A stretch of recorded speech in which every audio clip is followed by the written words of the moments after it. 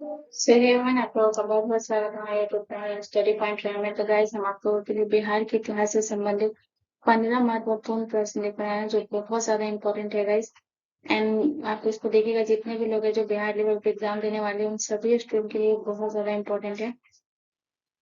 तो गाइस ये 15 ही क्वेश्चन है और मैं इतना ही रिक्वेस्ट करूंगी कि प्लीज इसका नोट जरूर बनाइएगा, क्योंकि ये बिहार के इतिहास से संबंधित आपको प्रश्न मिलेंगे। इसलिए मैं रिक्वेस्ट करूंगी कि प्लीज इसका नोट जरूर बनाइएगा, क्योंकि अगर आप नोट बनाएंगे तो एग्जाम के टाइम में अगर रिवीजन करेंगे तो ट्रस्ट में गाइस आपको यहाँ से प्रश्न देखने को मिलेंगे एंड बहुत ज्यादा हेल्पफुल होगा और आप सिलेक्शन को ले पाएंगे। तो चलिए बिना देर के स्टार्ट करते हैं। तो हमारा पहला क्वेश्चन है, क्वेश्चन नंबर 1 है हमारा, कि निम्न में से कौन बिहार के प्राचीन इतिहास की जानकारी देने वाला एक ऐतिहासिक स्रोत है। यानी कि किस स्रोत से जो है हमें बिहार के प्राचीन इतिहास की जानकारी मिला है, तो बताइए किस स्रोत से। तो ऑप्शन ए और एतरे ब्राह्मण से, या ऑप्शन बी सतपथ ब्राह्मण से, ऑप्शन सी महाभाष्य से, या ऑप्शन डी इनमें से कोई नहीं। तो गाइस मैं आपको बता दूं कि जो बिहार के प्राचीन इतिहास की जानकारी जिस स्रोत से हमें मिली है उसका करेक्ट आंसर होगा option number B is the correct answer. Satapatha Brahmana से जो है वो बिहार के प्राचीन इतिहास की जानकारी मिली है। ठीक है, चलिए नेक्स्ट क्वेश्चन की तरफ।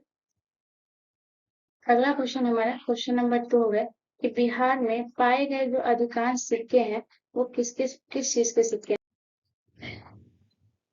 ऑप्शन ए आहत सिक्के, ऑप्शन बी लेख सिक्के, या ऑप्शन सी रोमन सिक्के, या ऑप्शन डी यूनानी सिक्के। वैसे बिहार में जो पाए गए थे अधिकांश सिक्के वो किस चीज के सिक्के थे। तो ये बहुत ज्यादा इंपॉर्टेंट क्वेश्चन है guys।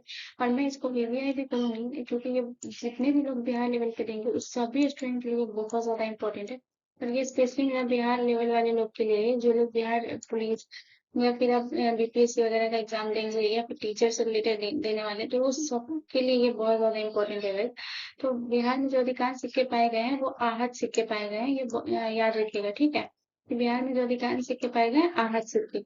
चलिए नेक्स्ट क्वेश्चन की तरफ। तो अगला क्वेश्चन हमारा क्वेश्चन नंबर 3 है कि अध्ययनों और स्रोतों के आधार पर, इसमें क्या क्वेश्चन में चीजों को हाईलाइट भी कर दूं ताकि आप लोगों को ये दिक्कत ना हो कि वो पूछ क्या रहे। तो यहाँ पे क्या पूछ रहा है कि अध्ययनों और स्रोतों के आधार पर इतिहास को कितने कालखंडों में बांटा गया। तो कितने कालखंडों में बांटा गया। तो option A 2, option B 3, option C 4, या ऑप्शन डी 5। तो इसका जो करेक्ट आंसर होगा option number B is the correct answer. जो तीन जो है तीन कालखंडों में अध्ययनों और स्रोतों के आधार पर इतिहास को तीन कालखंडों में बांटा गया। और वो तीन कालखंड कौन कौन से है। तो गाइस याद रखिएगा, पहला है प्राग ऐतिहासिक काल, दूसरा है आर्य ऐतिहासिक काल और तीसरा है ऐतिहासिक काल। ठीक है, चलिए नेक्स्ट क्वेश्चन की तरफ। अगला क्वेश्चन हमारा क्वेश्चन नंबर 4 है कि बिहार में नवपाषाण युगीन साक्ष्य पाए गए हैं। तो बिहार में जो नवपाषाण युगीन साक्ष्य पाए गए हैं वो कहाँ से पाए गए। तो बताइए कहाँ से पाए गए। तो इसका जो करेक्ट आंसर होगा वो क्या होगा कि ऑप्शन ए चिरांद से, ऑप्शन बी चेचर से, या ऑप्शन सी ए और बी दोनों से, या ऑप्शन डी इनमें से कोई नहीं। तो बिहार में जो नवपाषाण युगीन साक्ष्य पाए गए हैं वो, तो ए और बी जो है वो हमारा करेक्ट आंसर होगा। चिरांद और चेचर दोनों से पाए गए। और याद रखिएगा कि जो चिरांद के जो है वो चिरांद के हमारे सारण जिला से पाया गया है, और चेचर के जो है ये हमारा वैशाली जिला में स्थित है। ठीक है, तो याद रखिएगा ये सारण और ये वैशाली। चलिए नेक्स्ट क्वेश्चन की तरफ। अगला क्वेश्चन हमारा क्वेश्चन नंबर 5 है कि बिहार में नवपाषाण काल से संबंधित प्रमुख स्थल है। तो ऑप्शन ए मुंगेर, सारण और वैशाली, ऑप्शन बी सारण और Vaishali, option C Munger sorry Patna, Saran और नालंदा, ऑप्शन डी मुंगेर, भागलपुर या नालंदा। तो इसका जो करेक्ट आंसर होगा जो बिहार में नवपाषाण काल से संबंधित प्रमुख स्थल है, इसका करेक्ट आंसर होगा option number B is the correct answer, Saran और वैशाली। गाइस अगर आप यहाँ पे देखेंगे तो इसमें भी यही क्वेश्चन पूछ रहा है कि नवपाषाण युगीन साक्ष्य पाए गए, और इसमें भी नवपाषाण काल से संबंधित प्रमुख स्थल है। तो गाइस ये दोनों ही क्वेश्चन मिलता जुलता है। अगर आप ध्यान से देखेंगे तो इसमें दिया हुआ है चिरान और इसमें दिया हुआ है चेचर। तो मैंने पहले ये बताया कि ये सारण से संबंधित है और ये सारण जिला से संबंधित है। मैं यहाँ पे लिख भी देती हूँ, ये सारण से संबंधित है। एक सेकंड गाइस मैं इसको थोड़ा लिख देती हूँ आपका कि ये सारण से संबंधित है हिंदी में लिख देती हूँ ताकि आप लोग नहीं बोले। और गाइस मैं इसीलिए बोल रही हूँ कि प्लीज इसका। चलिए अगला क्वेश्चन हमारा क्वेश्चन नंबर 6 है कि बिहार में अशोककालीन गुफा जो है अभिलेख किस जिले से पाए गए। तो अशोककालीन का जो गुफा है वो बिहार के किस जिले से पाए गए। तो ऑप्शन ए जहानाबाद से, ऑप्शन बी गया से, ऑप्शन सी पश्चिम चंपारण से, तो ऑप्शन डी वैशाली से। तो इसका जो करेक्ट आंसर होगा गाइस कि बिहार में जो अशोककालीन गुफा का अभिलेख जिस जिले से मिला है उसका करेक्ट आंसर होगा ऑप्शन नंबर बी जो है वो करेक्ट आंसर होगा गया। गाइस ये याद रखिएगा और इसको भी मैं वीवीआई करूंगी। गाइस ये जितना भी प्रश्न लाई हूँ मैं सब वीवीआई, और इसीलिए मैं बार बार रिक्वेस्ट करूँ कि प्लीज इसका नोट जरूर बनाएगा क्योंकि नोट बहुत इंपॉर्टेंट है। तो याद रखिएगा कि जो बिहार में अशोककालीन जो गुफा का अभिलेख जिस जिले से मिला है वो हमारा गया जिले से मिला है। ठीक है, चलिए नेक्स्ट क्वेश्चन की तरफ। क्वेश्चन नंबर 7 है हमारा कि मौर्य अभिलेखों की लिपि क्या है। तो मौर्य जो थे उन लोगों के अभिलेखों की लिपि क्या है। तो option A Kharosthi, option B Aramaic, option C Brahmi या ऑप्शन डी इनमें से कोई नहीं। तो गाइस याद रखिएगा जो मौर्य अभिलेखों की लिपि में जो ये है उसका करेक्ट आंसर होगा ऑप्शन नंबर सी ब्राही। और याद रखिएगा जो ब्राही जो थी वो मौर्य अभिलेखों में इसे राजकीय लिपि का भी दर्जा प्राप्त था।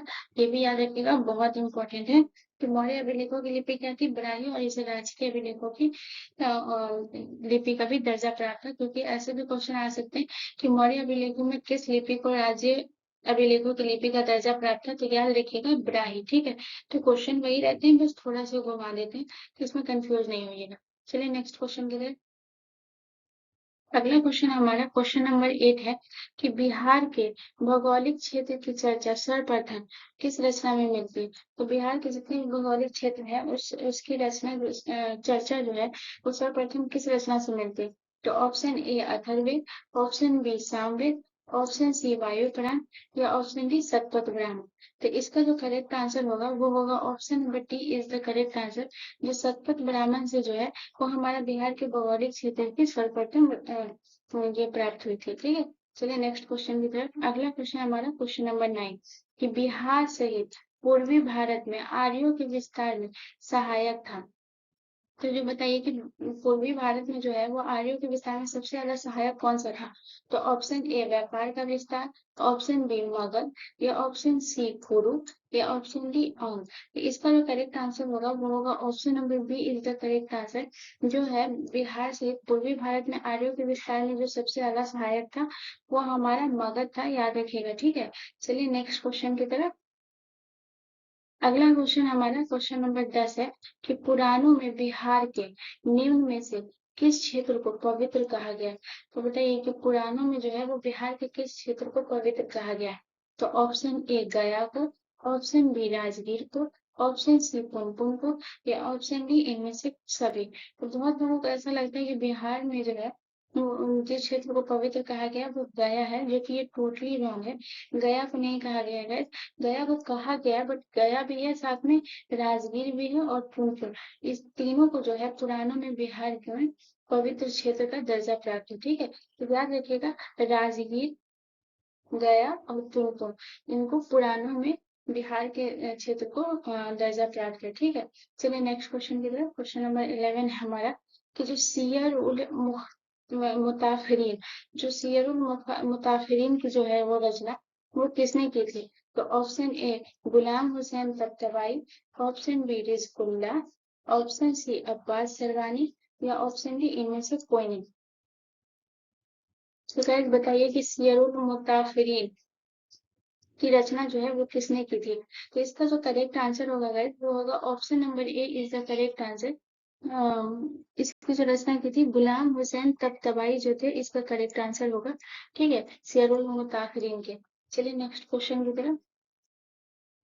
अगला क्वेश्चन हमारा क्वेश्चन नंबर 12 है कि मुल्ला बहबानी कहाँ के यात्री थे। जो मुल्ला जो बहमानी थे वो कहाँ के यात्री थे। ऑप्शन ए अरब के, ऑप्शन बी इराक के, ऑप्शन सी ग्रीक के या ऑप्शन डी ईरान के। तो इसका जो करेक्ट आंसर होगा वो होगा option number D is the correct answer.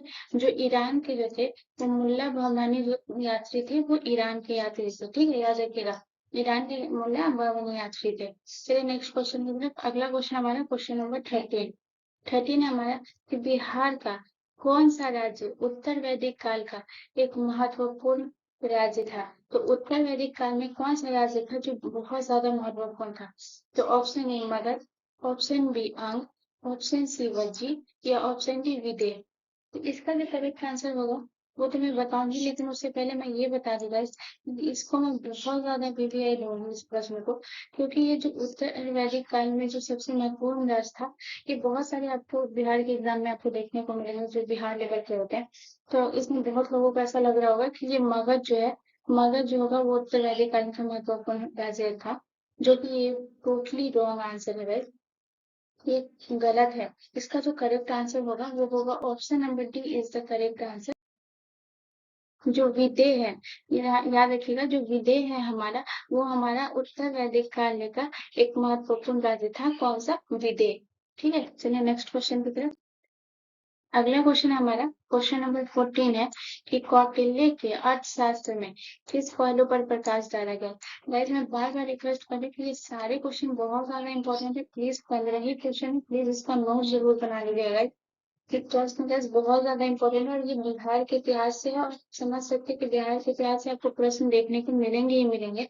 अगर आप लोगों को ऐसे प्रश्न और चाहिए, जैसे बिहार के इतिहास, बिहार के भूगोल, या किसी भी इसका चाहिए आपको, तो प्लीज कमेंट बॉक्स में जरूर बताइएगा, मैं जरूर लेकर आऊंगी। आपको बिहार के इतिहास से रिलेटेड और अगर प्रश्न चाहिए तो आप मुझे कमेंट सेक्शन में बता सकते हैं गाइस।